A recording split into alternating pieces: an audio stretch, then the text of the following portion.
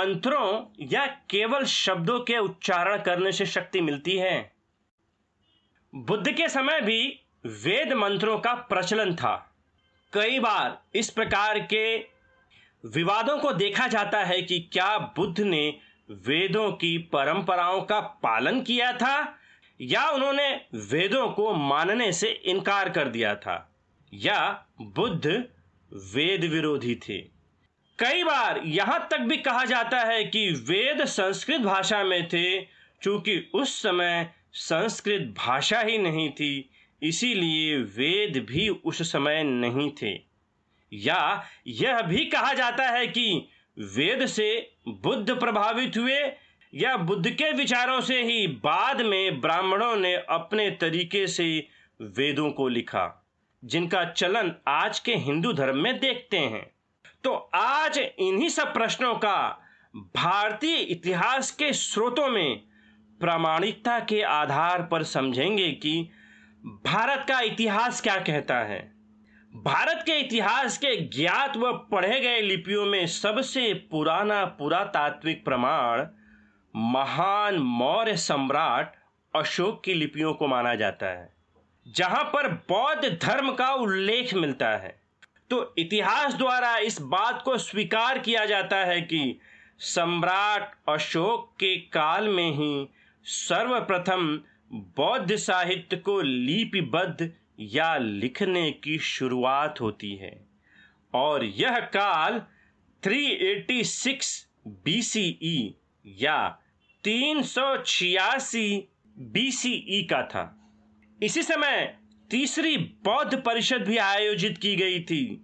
सर्वप्रथम बौद्ध ग्रंथों में विनय पिटक और सुत्त पिटक को लिपिबद्ध किया गया। तो भारतीय इतिहास में सर्वप्रथम सुत्त पिटक व विनय पिटक को ही लिखने या लिपिबद्ध करने का श्रेय जाता है, और यही कारण है कि इतिहास की दृष्टि में बौद्ध साहित्य सर्वथा प्रामाणिक माने जाते हैं। श्रीलंका के ग्रंथों के अनुसार सम्राट अशोक तथागत बुद्ध के महापरिनिर्वाण के 218 साल बाद सिंहासन पर बैठे। तो इस कालखंड में और बुद्ध के पहले मौखिक परंपरा का पालन होता है। यह महाजनपदों का काल था, जिस समय तक भारतीय ग्रंथों का मौखिक परंपरा के जरिए चलन देखा जाता है। और जैसा कि सुत्त पिटक को भारत के इतिहास का पहला ज्ञात व लिपिबद्ध साहित्यिक स्रोत माना जाता है, तो इसी सुत्त पिटक में बुद्ध के समय प्रचलित मान्यताओं की जानकारी मिलती है। सुत्त पिटक के दिघ निकाय के सोणदंड सुत्त के अनुसार सोणदंड ब्राह्मण और बुद्ध के मध्य एक चर्चा हुई, और वहां पर ब्राह्मण की परिभाषा पर विचार विमर्श होता है। इस पर बुद्ध ने सोणदंड ब्राह्मण से यह प्रश्न पूछा कि ब्राह्मण लोग कितने अंगों से युक्त पुरुष को ब्राह्मण कहते हैं। इस पर सोणदंड ने उत्तर दिया कि ब्राह्मण लोग 5 अंगों से युक्त पुरुष को ब्राह्मण कहते हैं, और ये अंग हैं। पहला, वह माता और पिता दोनों ओर से सुजात, 7 पीढ़ी तक संशुद्ध और जाति के मामले में सर्वथा दोष रहित हो। दूसरा, वह वेद पाठी, मंत्रधर, निघंटु, कैटभ शिक्षा, अक्षर प्रभेद एवं इतिहास सहित तीनों वेदों में पारंगत, पदक, व्याकरण तथा लोकायत एवं महापुरुष लक्षणों का जानकार हो। तीसरा, गौरवर्ण, सुंदर एवं दर्शनीय हो। चौथा, शील में पुष्ट हो। पांचवा, पंडित, मेधावी, यज्ञ दक्षिणा ग्रहण करने वालों में प्रथम या द्वितीय हो। तो यहां पर पूछे गए प्रश्नों में कई स्पष्टीकरण दिखाई देते हैं।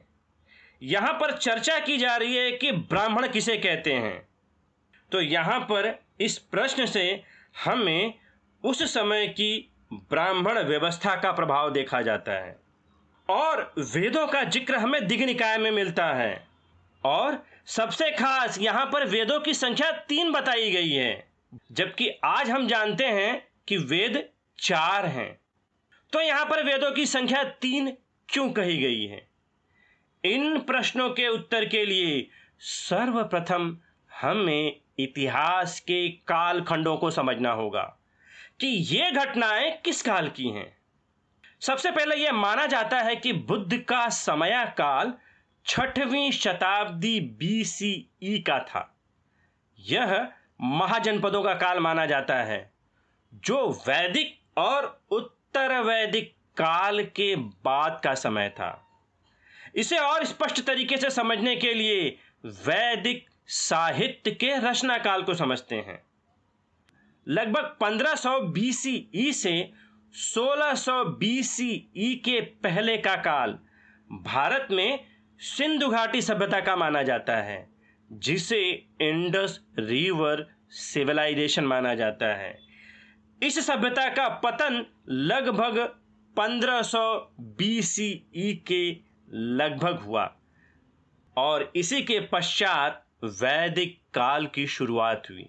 वैदिक काल में ही वैदिक साहित्यों को रचा गया।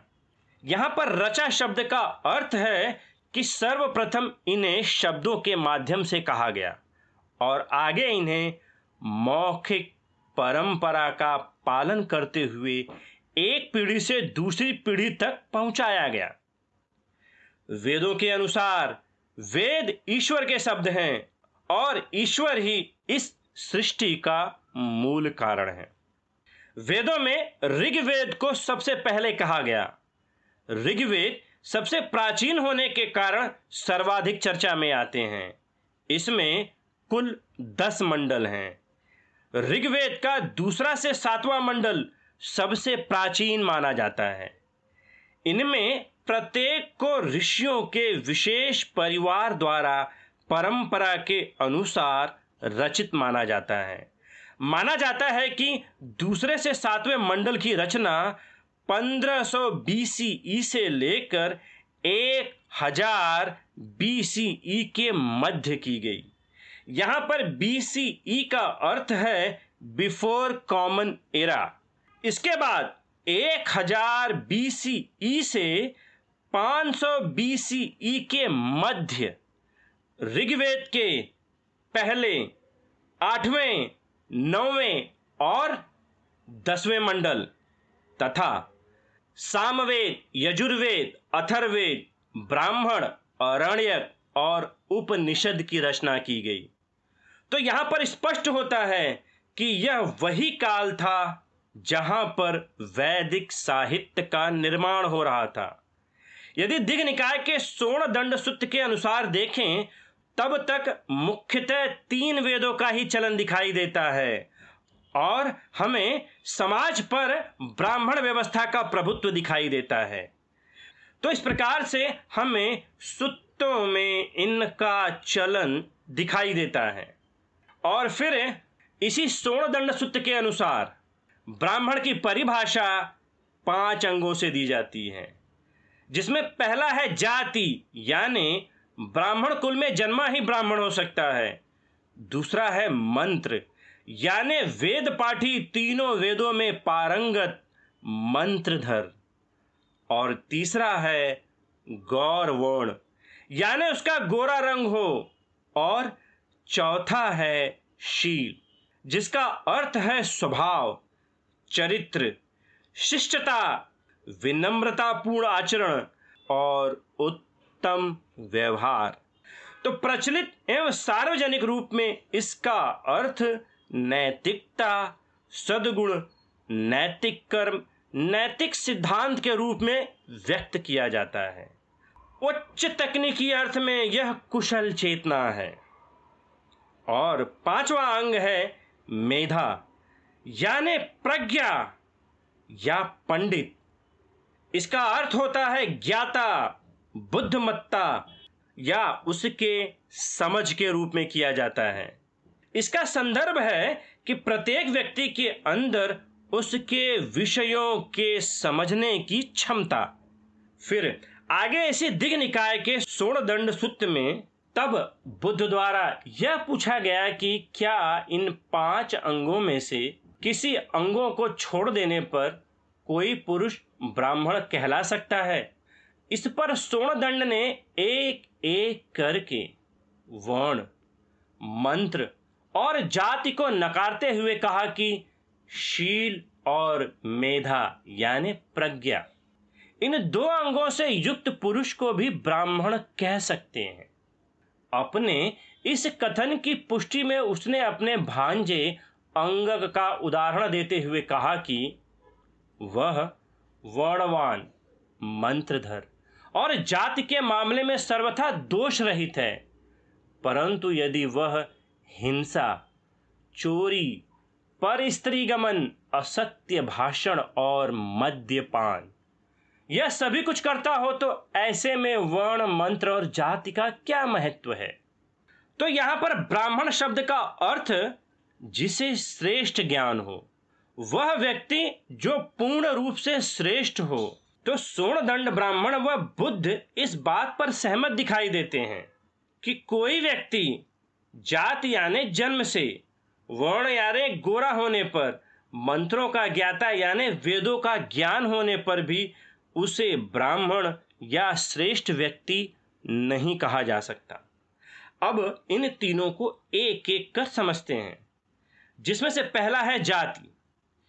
यानी यदि किसी व्यक्ति का केवल उच्च या ब्राह्मण कुल में जन्म लेने से उसे ब्राह्मण नहीं माना जा सकता, या ब्राह्मण कुल ब्रह्मा के मुख से उत्पन्न हुए हैं, यह भी मान्यता सही नहीं। आज के वैज्ञानिक युग में यह सिद्ध हो चुका है कि सभी मनुष्य एक हैं, सब एक ही शाखा से उत्पन्न हुए हैं। कोई भी व्यक्ति ब्रह्मा के मुख या पैरों से उत्पन्न नहीं हुआ है। यह केवल एक भ्रामक मान्यता है जिसका चलन समाज में देखा जाता है। वास्तव में ऐसा कोई सत्य नहीं है। दूसरा है वेदों का पाठ करने वाला। किसी मंत्रधर को ब्राह्मण या श्रेष्ठ व्यक्ति कहा जा सकता है। तो यहां पर बुद्ध व सोणदंड की चर्चाओं में इसे महत्वपूर्ण नहीं माना जाता है।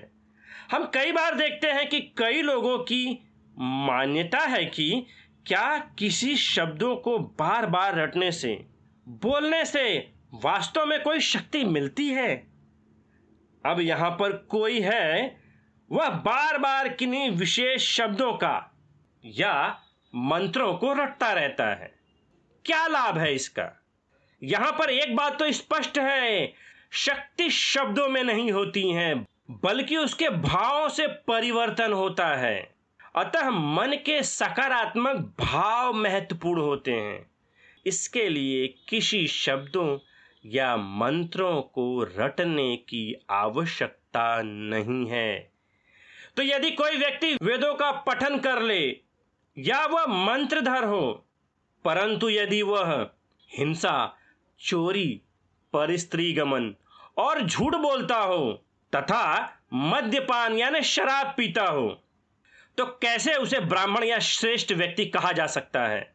और कई बार मंत्रों को रटने की परिस्थितियों में भी यह भी धारणाएं देखी जाती हैं कि अमुक मंत्र का अमुक बार उच्चारण कर ले तो शुद्धि हो जाती है। और यह भी देखा जाता है कि कई लोग कई बार कई मंत्रों को दिन भर बुदबुदाते रहते हैं, या कई बार देखा जाता है कि किसी विशेष शब्दों को सैकड़ों बार, हजारों बार या लाखों बार लिख डालते हैं। इस भ्रामक चाल में एक उन्माद की अवस्था पैदा हो जाती है कि व्यक्ति उच्चारण व लिखने की सनक पाल बैठता है। वह मन में यह धारणा बना बैठता है कि वह यदि ऐसा नहीं करेगा तो उसके साथ कुछ अहित हो जाएगा। तो यह एक प्रकार का उन्माद है जो हमारे अंतर मन को अशांत कर देता है। तो इस प्रकार के मंत्रों को रटने का बुद्ध के विचारों में खंडन देखा जाता है। और तीसरा है वर्ण, या गोरा रंग।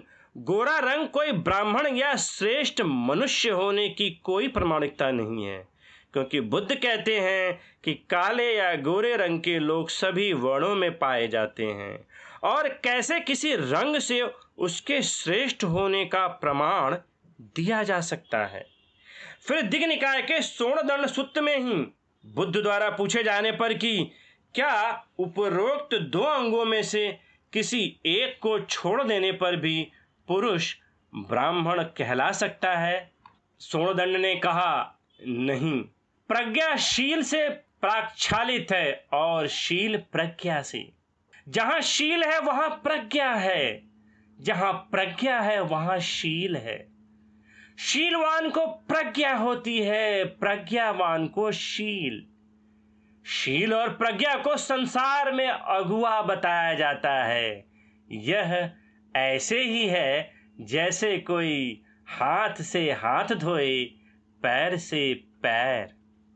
तो यहां पर बुद्ध हमारी मानसिक अवस्थाओं के स्तर को प्रमुखता देते हैं कि जब तक कोई भी प्रयास करे, हमारे अंतर मन या चित्त पर उसका प्रभाव ना हो, तब तक उसे सार्थक नहीं माना जा सकता है। जब तक शील और प्रज्ञा में सकारात्मक परिवर्तन ना हो, तब तक सारे प्रयास व्यर्थ हैं।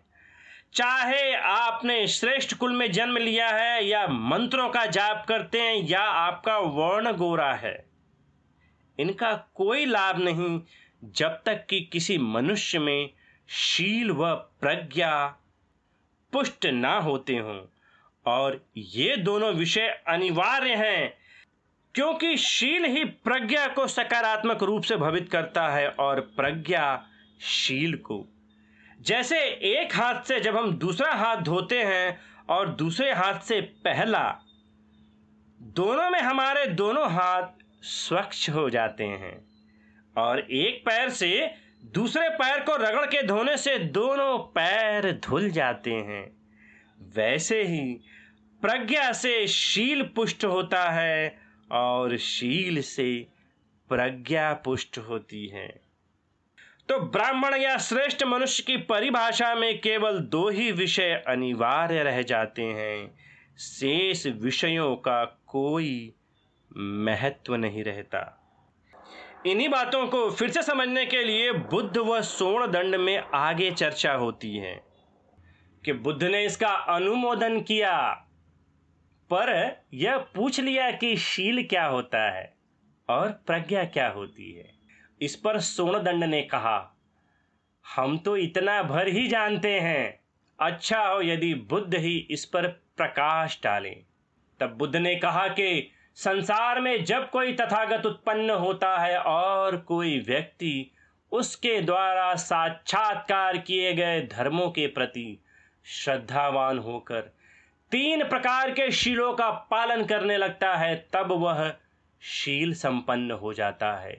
फिर इंद्रियों को वश में कर हर अवस्था में स्मृतिमान और संप्रज्ञानी रह, संतुष्ट हुआ हुआ अपने चित्त से 5 निवरणों को दूर कर समाहित चित्त से उत्तरोत्तर 4 ध्यानों का अभ्यास कर विपश्यना ज्ञान के लिए अपने चित्त को नवाता है, तो यह प्रज्ञा होती है। ऐसे ही जब वह चित्त के आश्रमों के क्षय के ज्ञान के लिए नवाता है और इसके फलस्वरूप यह जान लेता है कि जन्म समाप्त हुआ, ब्रह्मचर्यवास पूरा हुआ, जो करना था सो कर लिया, इससे परे यहाँ आना नहीं है, तो यह प्रज्ञा ही है।